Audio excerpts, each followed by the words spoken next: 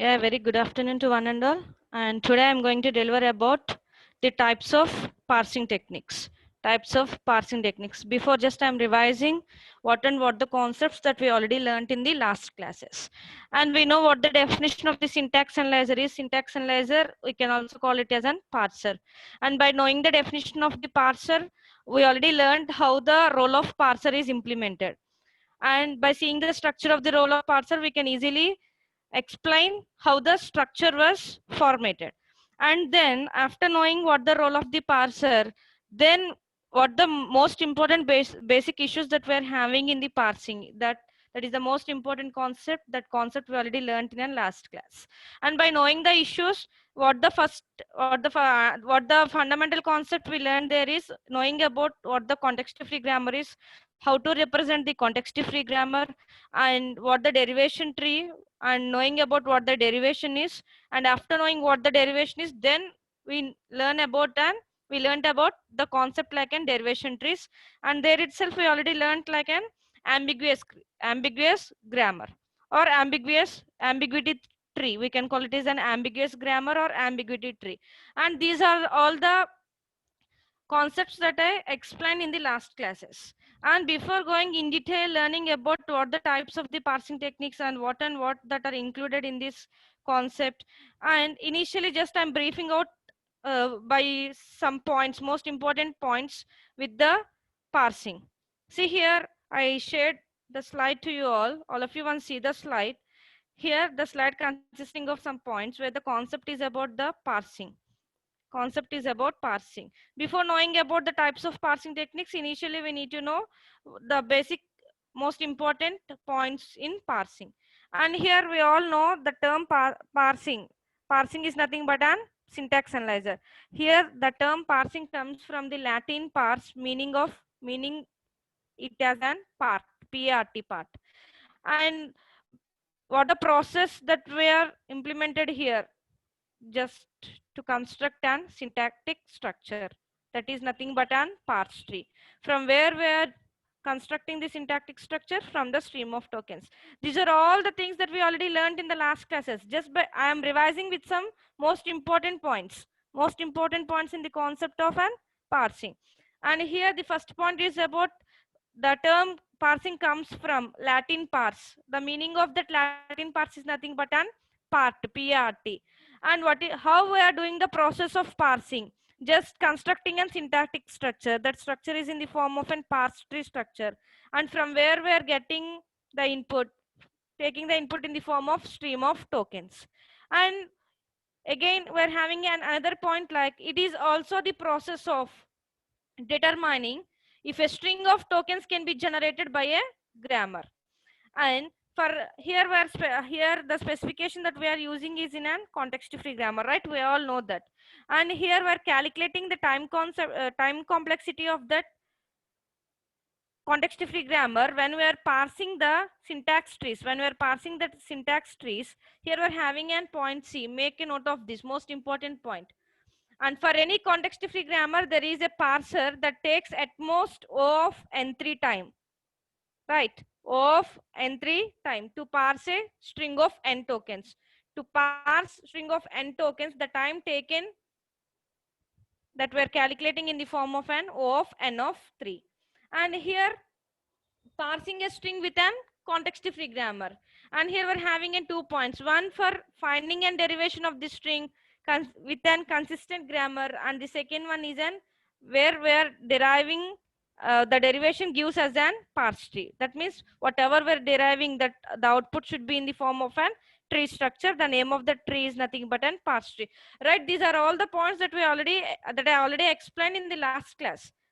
Just by giving the just by recalling the points, here I make a slide for this, what the parsing is, and what we are doing in the parsing, what the process that we done in the parsing, and what we are going to determine by doing the parsing, and what specification that we are using here. Here what the new point is, the time complexity.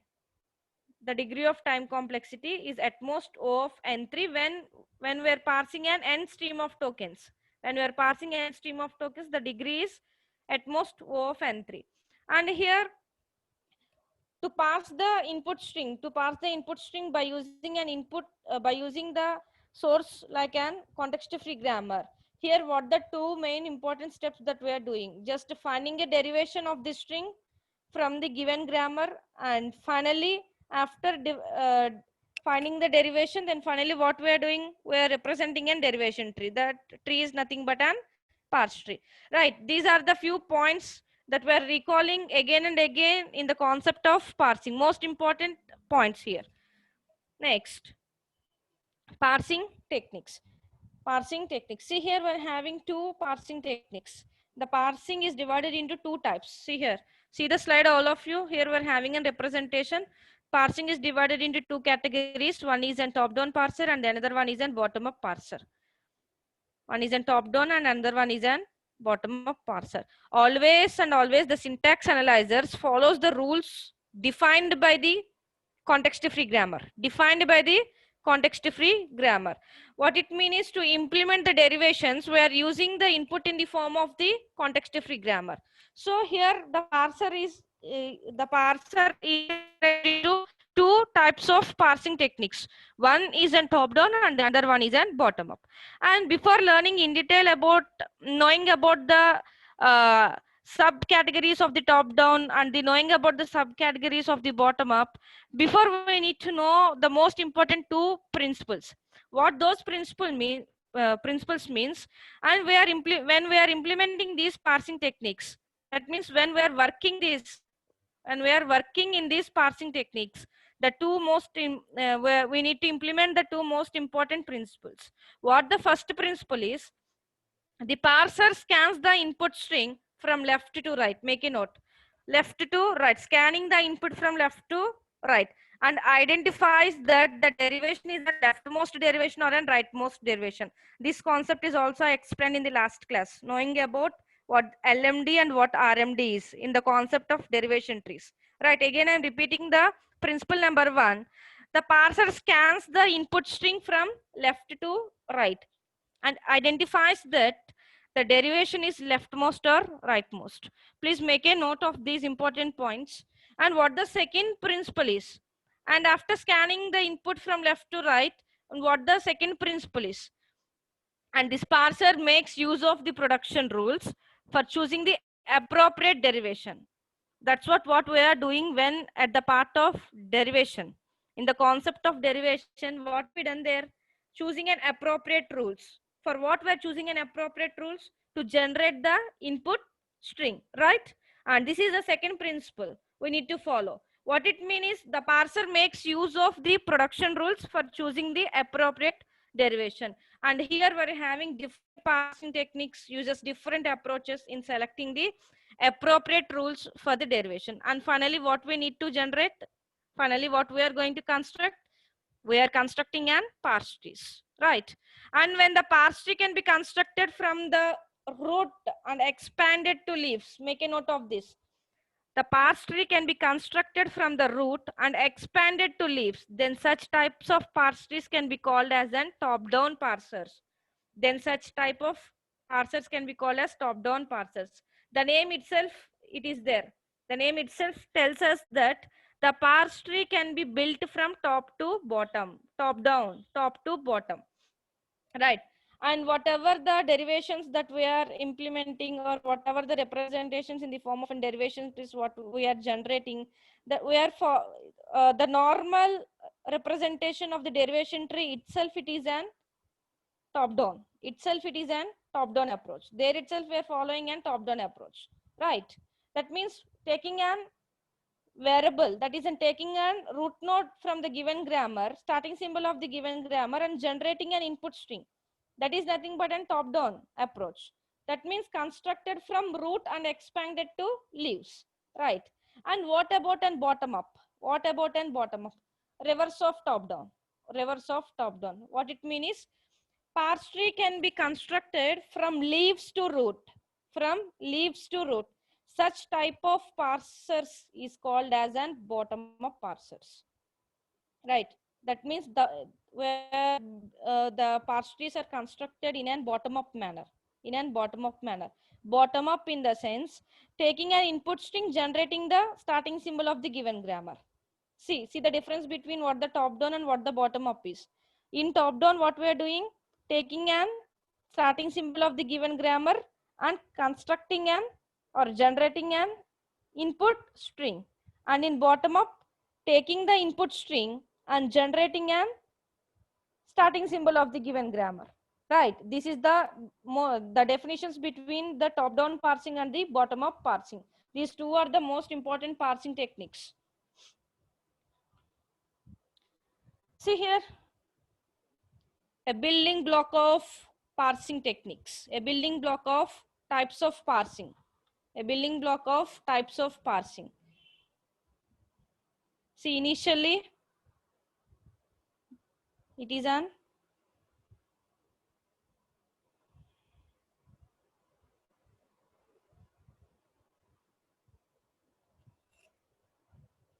starting with parsing.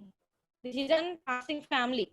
This is a parsing family. That means here the parsing, the two types of parsings, that is a top-down parsing and the bottom-up parsings, are subcategorized into these types of parsers. See here. And from the parsing, we're having two types. One is in top-down, another one is in bottom-up, right? And again, this top-down is subcategorized into predictive parsing and recursive descent parsing. And again, this predictive parsing is subcategorized into non-recursive predictive parsing and recursive predictive parsing. And this is about a top-down family. This is about a top-down family. Here we are implementing a top-down approach techniques. And coming to here, bottom-up family, bottom-up parsing family. Means this bottom-up parsing is categorized into shift-reduce parsing. And again, it is subcategorized into LALR. LALR parsing is nothing but a look-ahead LR parsing. Canonical LR parsing, and SLR, it is a simple LR parsing, and then finally operator precedence parsing. And this is nothing but a building block of types of parsers, building block of types of parsers. From the two types of parsing techniques, that is a top-down parsing and the bottom-up parsing, the different parsing techniques or the different parsing approaches are implemented here. Right, are you all clear with this structure?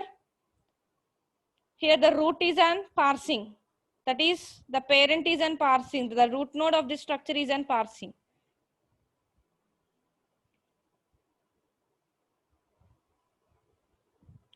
Right? Now, knowing about what the top-down parsing is, as I already defined what the definition of the top-down parsing is. I already defined what the definition of the top-down parsing and the bottom-up parsing. And here we are going in detail learning about the first parsing technique, that is a top-down parser. See, in top-down parsing, what we're doing, the tree is generated from top to bottom. That is from root to leaves. That means the derivation terminates when the required input string terminates. The derivation terminates when the required input string terminates.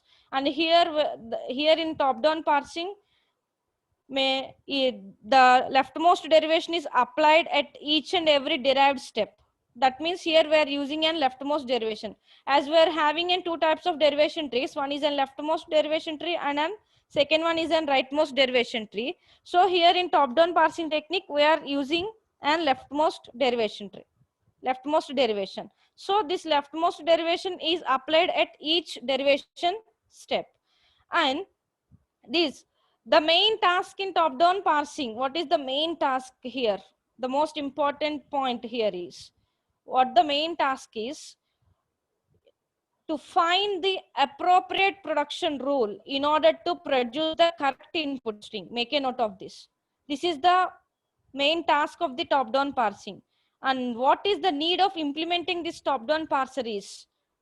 Top-down parser is to find the appropriate production rule in order to produce the correct input string. Right? Then we will understand.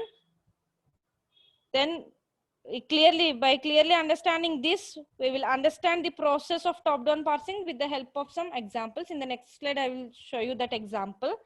And here the two most important points. One is always it matches this requirement with a leftmost derivation. Right, leftmost derivation. And the second one is finding the appropriate production rule in order to produce the correct input string. These are the two most important points that we need to underline.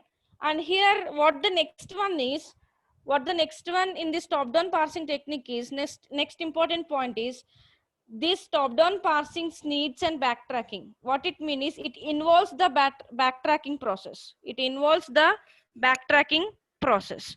So for that, for overcoming that backtracking, here the top-down parser is further subdivided into predictive parsing and the recursive descent parsing. Right? Are you all clear about this topic?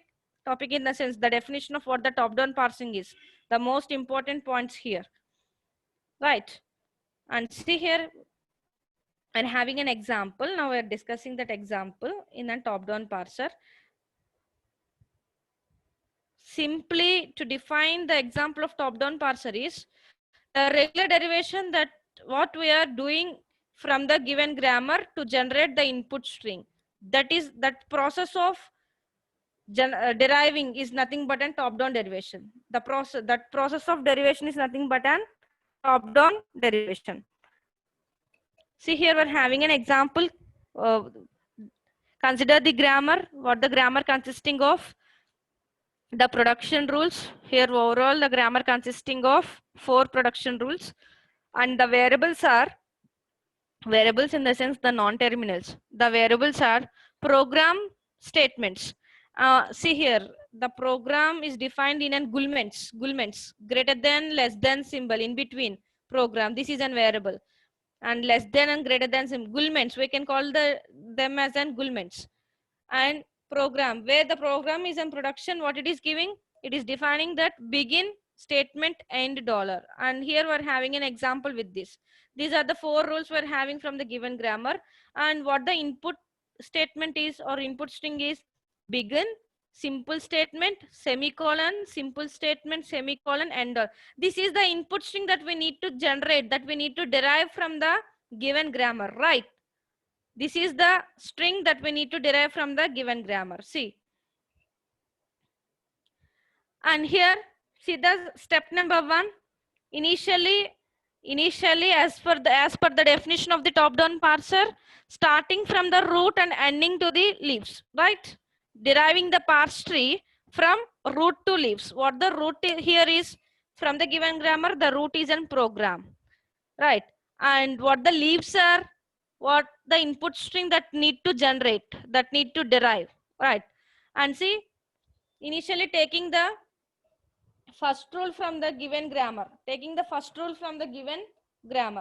program tends to begin statement end dollar. And I'm representing the tree structure here. Begin statement, program tends to begin statement, again statement is a variable, end dollar. And according to our input string, as the given input string is begin simple semicolon, simple statement semicolon, simple statement semicolon, end dollar. Begin end dollar are the terminals in the given input string, right? See here, begin end dollar means by using this rule we get 3 lexemes in the input string. 3 lexemes in the input string. Begin end dollar. 3 lexemes in the sense 3 terminals. Begin end dollar. These 3 are derived. And what the remaining string is, simple statement semicolon, simple statement semicolon. If you derive this one, this part, then finally we complete the derivation from the given grammar. See here, step number 1, taking from the root. See the step number 2, in the place of this statement we are choosing the appropriate rule. Why? Because my input string consisting of simple statement semicolon. So I am choosing rule number 2 and I am substituting in the place of this variable simple statement semicolon, right? See the step number 3. Again, begin simple statement semicolon is completed. Again, what the rest of the input is? Simple statement semicolon. So again, I am choosing the second rule, simple statement semicolon, statement, end dollar. But up to this, with this, begin statement semicolon, simple statement semicolon, end dollar. With this, my input string was derived. But here I'm having a variable. In this place of variable, if I substitute an epsilon, then it becomes a null. Then finally, what my input string is? Begin, simple statement, semicolon, and end dollar, right? Is it clear? This is the way of deriving the input string from the given grammar. This is the way of deriving in the form of an parse tree. And what approach we followed here for deriving this top-down approach? Make a note of this top-down approach, right? Is it clear with an example? And now, what are the two techniques that we are having under the top-down parser? One is a recursive descent parser, another one is a predictive parser, right? In the previous slide, I show you there. One is a recursive descent parser, and the another one is an, or the another one? Another one is a predictive parser. And here now I am going to explain about what the recursive descent parser is. Recursive descent, in the name itself, it is the recursive. What the meaning of recursive is? Or the meaning of recursive is what we are doing here by implementing this type of an parsing technique. What we are doing here, and what is the use of these recursive descent parsers?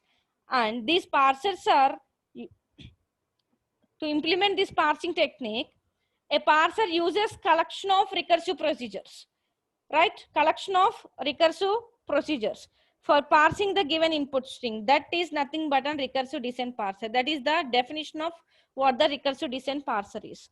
Uses the collection of recursive procedures for parsing the given input string.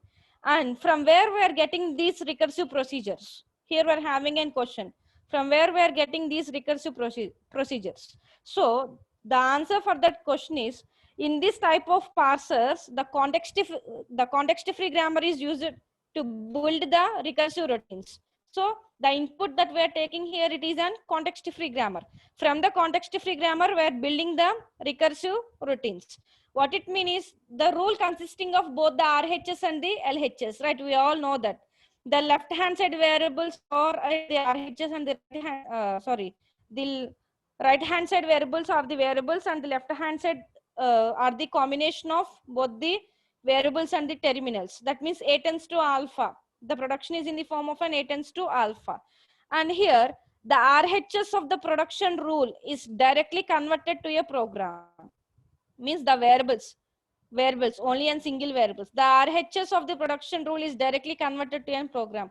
For each non-terminal, a separate procedure is written and body of the procedure is RHS for the corresponding non-terminal. And in such a way, we are describing what the recursive descent parser is, right? What the recursive descent parser is. See, here we're having the example, and here what I need to generate is an input string in the form of an S tends to, sorry, the input string is an read. Read is the input string.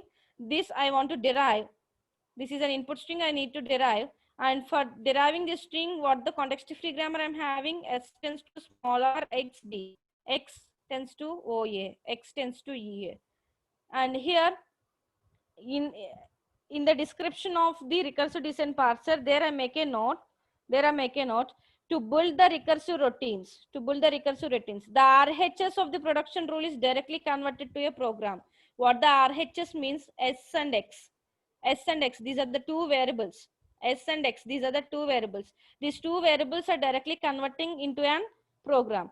And here for each non-terminal, like an R, O, A, E, these are the non-terminal, these are the terminals. And for each non-terminal, I can see here we're having an X is a non-terminal in between the terminals. In between the two terminals, we're having the non-terminal X. And if we're having such type of rules in the context-free grammar, for each non-terminal, a separate procedure is written. And the body of the procedure, that means that body we can call it as a code. The code of the procedure is an RHS, means S and X of the corresponding non-terminals, right? This is the description of what the recursive descent parsing is. And see here, this recursive descent parsing involves the backtracking, But as per our top-down parser, the top-down parser should not allow the backtrack. should not allow the backtracking process. So to overcome this, to overcome the problem like this in recursive descent parsing, we are going for the other technique, implementing for the other technique like in predictive parsers, where it is another parsing technique in top-down parser, right? And see here we're having an example within backtracking. This recursive descent parsing involves the backtracking. I'm showing here what the input that we need to generate or need to derive, read, right? And how many rules we're having? 3 rules, 2 variables. S and X are the 2 variables. What the terminals that we're having? R, E, A, D and O. Okay. And here see, initially as per the rules from the top-down parser, starting from the root and ending the leaves. That is the definition of the top-down parser. That's what we are following here. Starting with an root, that is an S. S tends to R, X, D. And X is a variable here.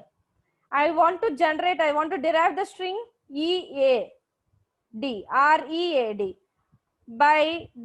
By deriving with an S, I get the 2 terminals R and D. And what the rest I need? E and A, right? And here X is having 2 rules, that is OA and EA.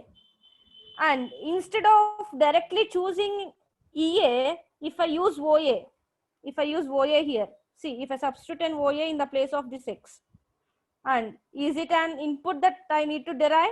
No. What the input? EAD, not an OAD, not an read. I need to derive and read. But here what I am going to derive? Here the derived input is an road. That is an incorrect input string. Again I need to backtrack. So where I need to go? Again I need to go for a variable X. And again I'm choosing an appropriate rule. Where is EA? And here I'm having. And again I'm substituting this. Right.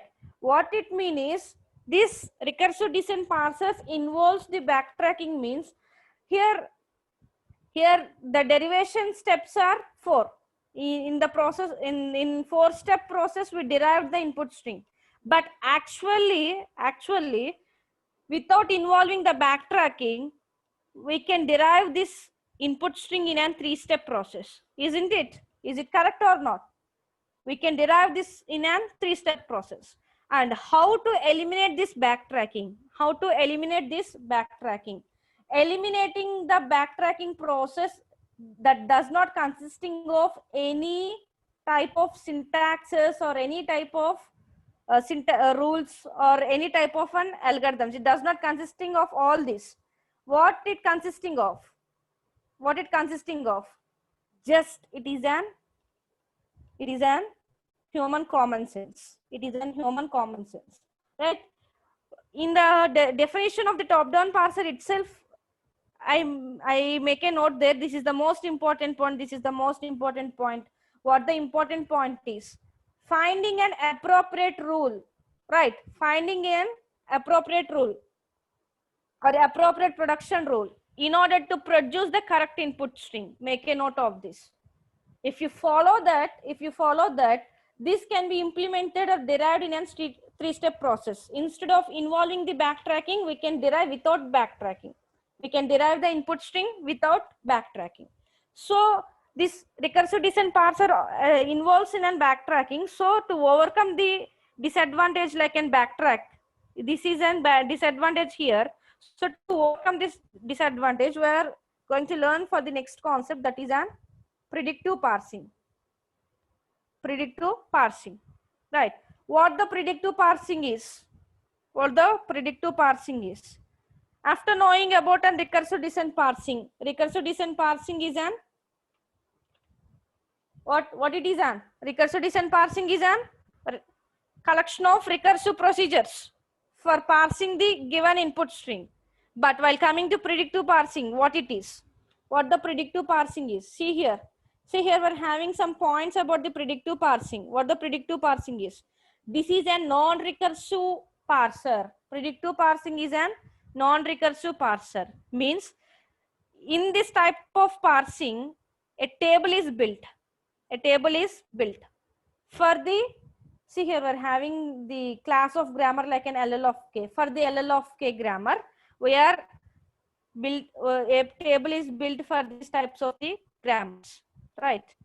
And what the meaning of this LL of K is, what the meaning of this LL of K is, the first L and the second L and what the K is. In the next slide, I will explain that. And before that, we need to know some points about the predictive parsing. This predictive parsing is a non-recursive parser. Non-recursive parsing or the predictive parsing both are same. Both are same. After learning the concept like a recursive descent parser, here we are having a concept that is a non-recursive descent parser. The other name of that non-recursive descent parser is an predictive parsing.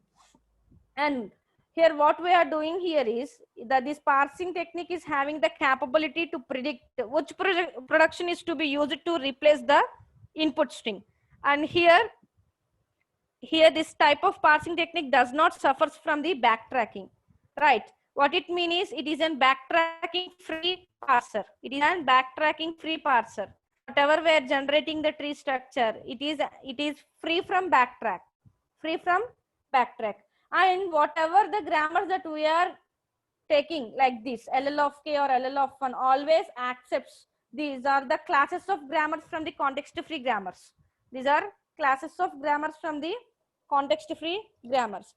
And these are the most important basic points of knowing about what the predictive parsing is. This predictive parsing is also having another name, that is an LL of 1 parser. Make a note of this, LL of 1 parser. And if the question is explain about LL of 1 parser, this is the concept we need to explain. Explain about non-recursive parser, non-recursive descent or non-recursive parser. This is the concept we need to explain. And I directly explain about predictive parser. This is the concept we need to explain, right? Here we're having three types of questions: LL of 1, predictive parser, non-recursive descent parser. For these three types of questions, the answer is same. For the single answer, we're having three different questions, right? See, here we're knowing what the LL of 1 is. This LL of 1 accepts this parser accepts the LL of 1 grammar. What it means is all the grammars, all the classes of grammars where we are writing with the LL of something, these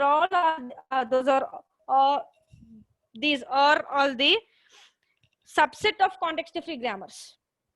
Right, these are the subset of the context free grammars with some restrictions, with some restrictions to get the simplified version. So we need to follow some restrictions and we need to implement these types of the grammars. These are all comes under the classes of grammars, where these classes of grammars are the subsets of the context free grammars. And here what we're having LL of K representation. What the first L is parsing the input string from left to right. Parsing the input string from left to right. Make a note. What the second L means is, here in a top-down parsing, we are applying a top-down approach. Sorry, leftmost derivation. We are applying a leftmost derivation. And the second L, the meaning of the second L is it is a leftmost derivation. The first L is an scanning the input from left to right. The second L is an leftmost derivation. And here we're having an K. K is nothing but an look ahead symbol. Right, K is nothing but an look ahead symbol. What it means is points to the next input symbol. What the look ahead pointer is nothing but an pointing to the next input symbol. Here we're having a K. K means in the place of K we need to give it maybe an 0 or 1. Only we're having in two values. We can take it as an 0 or we can take it as an 1. Right. It means an pointing to the next input symbols. See here, LL of K. In the place of K we can give either it may be an 0 or 1. And K is nothing but an look ahead symbol. This is the way of abbreviating or defining the LL of 1 or LL of K parser. And see here, see the next. How to construct the predictive parser? What are the rules that we know that we need to follow for constructing the predictive parser? What are the steps that we need to follow? See here, we're having 6 steps. 6 steps. What the first one is, we need to remove the unreachable productions. Removing unreachable productions. I will explain in the next slide how to remove the unreachable productions. And once recall the concept like an simplification of the grammar in the course formal language and automata. There we simplified the grammar with 3 cases. What the first case is, removal of useless symbols, removal of unit productions, removal of epsilons. And with these three cases, we are simplifying the grammar. Right. Once recall the concept in formal language and automata theory. There itself we already learned how to remove or how to reduce the grammar or how to simplify the grammar. And here what the first step we need to follow is removing unreachable productions. And the second one is on removing ambiguity from the grammar. Yeah, to implement the parsing techniques, the context free grammar, whatever the grammar we are taking for implementing these types of parsing techniques, that grammar should be an unambiguous grammar. It should not be an ambiguous grammar. Make a note of this. And the next one is an eliminating and left recursion and eliminating the left factorial of the grammar. And the next is constructing first and follow functions, and finally constructing the parser table. Before constructing the last two steps, first and follow function and constructing and parsing table, and initially we need to implement these four. And after constructing these four, after constructing means after performing these four, then the modified grammar is taken for constructing the first and follow function. What it means is, these are the problems of top-down parser. The first four are the problems of the top-down parser. So if we find out any problem from these four, so we need to eliminate them. Then after eliminating, the grammar is modified. So we need to take that modified grammar for constructing the first and follow function. And finally, after constructing the first and follow function, from the output of that construction, we are parsing the table. We are constructing the parse table, right? See, the first step is, what the name of the first step? Removing unreachable production. Directly I am explaining with an example. No need to bother about the algorithms, or no need to bother about the syntax or rules that were, is there any syntaxes that we're having to eliminate this? Just by seeing the grammar, we can identify which are reachable productions and which are unreachable productions. It may be a terminal or it may be a non-terminal. See here, S tends to A. S gives A. A is an variable, S is an variable. A is directly giving an terminal small a. B is giving the rule small b. But if I need to substitute this, if I choose this rule, if I choose this production rule, where I'm going to substitute this and how I get the input string, what type of an input that I'm going to generate with this. By using this grammar, the only input that I'm generating is just small a terminal a, right? Just a terminal a. And what is the use of this b tends to b? What is the use of this b tends to b production? This b, the variable b is an dead variable, and using the production like this, it is an unreachable production. Why? Because from the root node itself, we are not defining the b. And there is no other rules to substitute for the b. So what the output of this grammar is? Simply S tends to A tends to small a. By removing this is the given grammar, and after performing the or performance, or what you can call it in your own way, and after implementing this unreachable production, removing an unreachable production, then finally the modified grammar is an S tends to A tends to small a, right? See another example. This is an algorithm.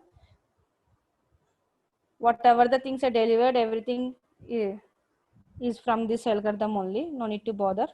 And see here, see the example here, what it is, what the example is. See the example consisting of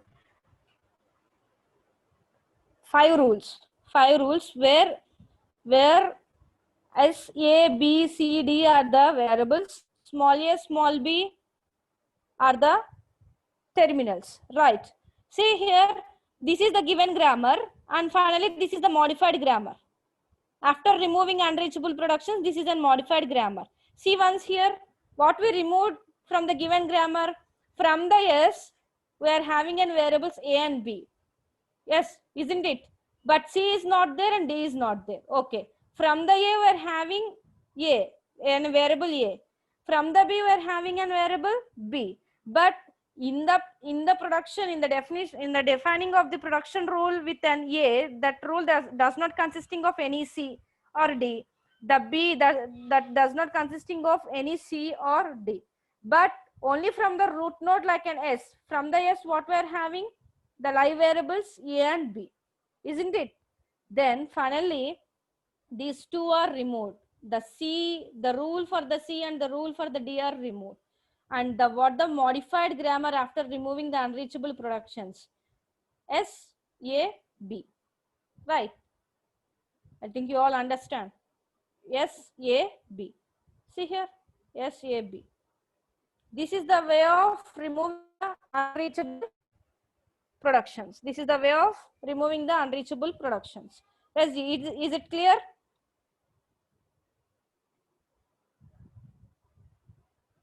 And what the next one? Next is about the next step is an eliminating ambiguity.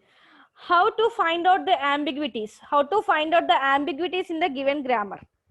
And to know the grammar consisting of an ambiguity or not, we need to check it. We need to check it. How we are going to check it? Not by deriving the input strings, not by performing the derivation trees. And initially, by seeing the grammar itself, we can identify whether the grammar consisting of an ambiguity or not. How? With an example, I will explain. See here. Here we are having some most important points. We all know what the definition of ambiguous is. And a grammar that produces more than one parse tree for some sentence is said to be an ambiguous. Right? This ambiguity can remove only by constructing the new grammars, not by modifying. Just by constructing the new grammars, we are removing this ambiguity. And here we are having two types of an associative rules. One is a left associative and another one is a right associative. And what we need to do in a left associative, just we need to replace in and right non-terminal. As per in and right associative, we need to replace in and left non-terminal. These are the two most important what we can call properties. We are calling as in properties. One, it is an left associative property, another one is an right associative properties. Right? This is the basic definition and knowing what the left associative and the right associative is. And here, see the example. See the example. Without deriving the derivation trees by taking an input string, we can easily identify that the given grammar consisting of an ambiguity. How? How? See here, S is an variable. S is an variable. S tends to S plus S. S tends to S plus S. See, another rule we are having S minus S. Another rule we are having S star S. And another rule we are having S or S. Or directly it is an terminal num. Right. And here, how we can identify the grammar consisting of an ambiguity means, see, it is an RHS, it is an LHS. If the LHS of the production consisting of more than one, that means whatever the variable we are having at the RHS, if it appears more than one time at the LHS, then that type of grammar, that type of rule consisting of an ambiguity. I think you all understand. Again, I'm repeating. See, S is an variable. S is at an right hand side. And this is an RHS and this is an LHS part. RHS and the LHS part. The RHS variable appears more than one time at the LHS, more than one time at the LHS, then we can easily identify that rule consisting of an ambiguity. That rule consisting of an ambiguity. That means here the right hand side we are having an S variable. This S should appear only one time in the left hand side. It should not appear more than one time. It should not use more than one time. Right? Is it clear now? If the variable, the right hand side variables appears more than one time, appears in the sense we can use more than one time in the left hand side, then that type of production can be called as an ambiguity production, right? If overall grammar consisting of like this, then that grammar can be called as an ambiguity grammar, right? And with a clear example, I will explain in the next class, and with this example, you will get confused. So I will take another example to make you clear understand about how to eliminate the ambiguity. And this is the way of understanding is the grammar consisting of ambiguity or not, right? And in this class up to now, I covered the concepts like what the briefing out what the parsing is, and then going in detail about the top-down parsing by knowing the definition of the top-down parser and seeing with an example. Seeing with an example, we clearly understand how the derivation is done in an top-down parsing, and then we're having different types of parsing techniques. In top-down parser, we're having two types of techniques. And here in this class, I explained about what the recursive descent parsing is. And I also show how the backtracking is involved in a recursive descent parsing. To overcome that recursive descent, to overcome that backtracking in a recursive descent parsing, we are implementing another parsing technique. What that parsing technique is an predictive parsing technique.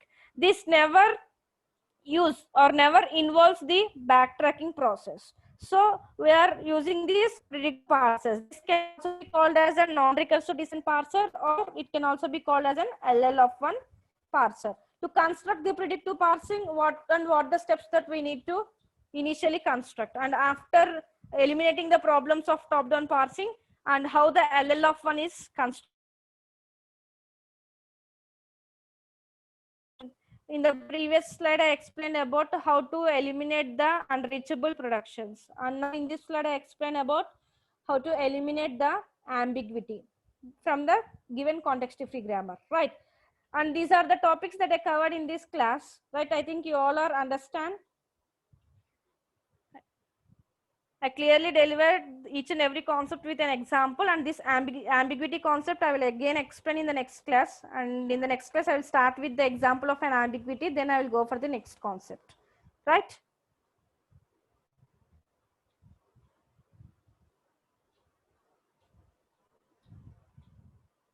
This example makes you some confused. So I will explain with a new example, not with this, but to know how to identify the ambiguity in the grammar, I show this example to you all. But how to eliminate the ambiguity, I will explain in the next class with another example. It gives a clear understanding by seeing that example.